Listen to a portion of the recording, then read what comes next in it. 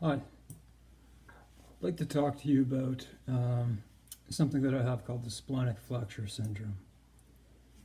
Whether or not I have the hepatic as well is still unknown, but I believe I do.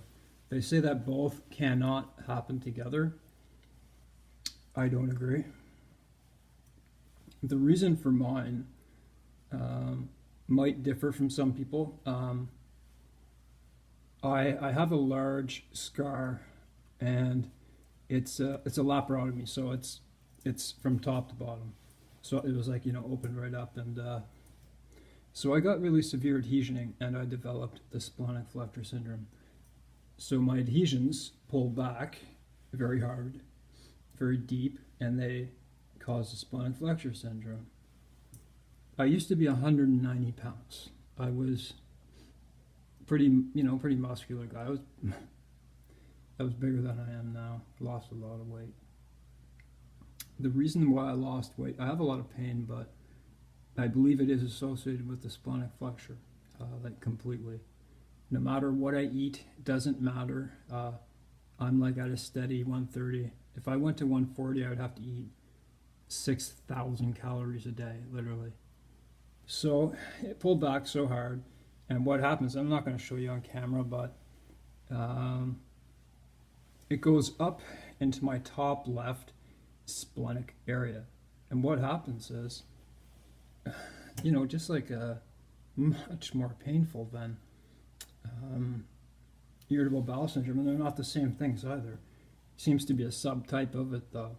It has the pain of acuteness, like acute, just like colitis, Crohn's, those types of things. And I'm actually pretty breathless right now. Causes me breathlessness. Some people it does, but also my scarring.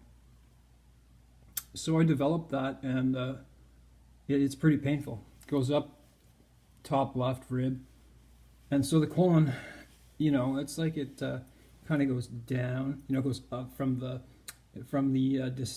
so that's the ascending colon, goes up, and then it goes down, and then when it comes back up into the top left rib part there, gets trapped there.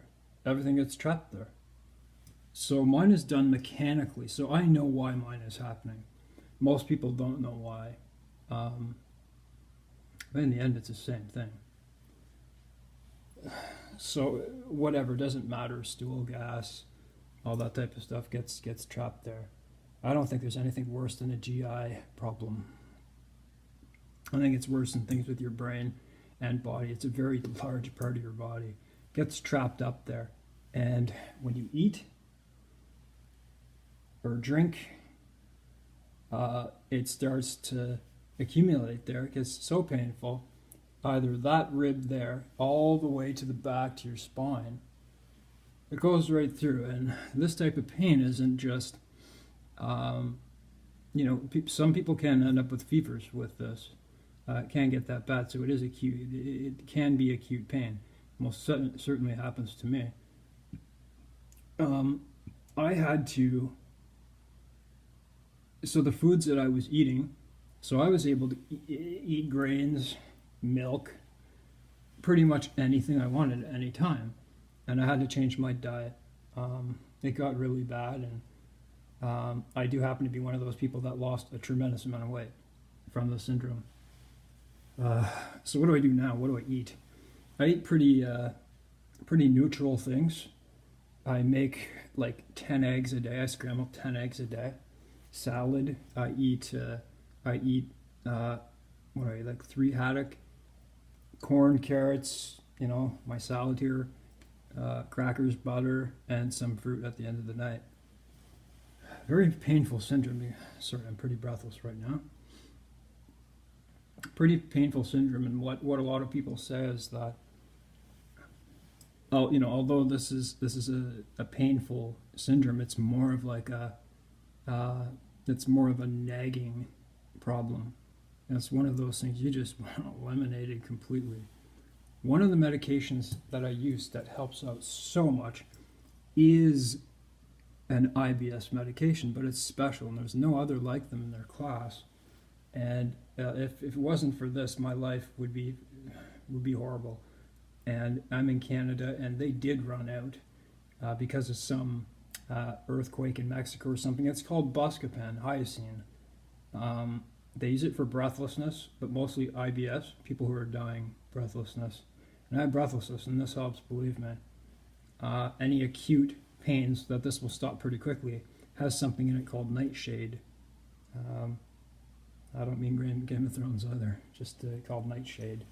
And so there's no other drugs like it, and it works tremendously well. What else do I use? Dicetyl. But the hepatic side of it, so my scar holds back a lot of my colon. So on the hepatic side of things, your colon can go right into it and end up with hepatic, so liver, colic, a lot of colic. I'm talking like some nights I'd be up tossing and turning all night. Just the worst colic, like just colic. Like you're gonna have a kidney stone or something like that, but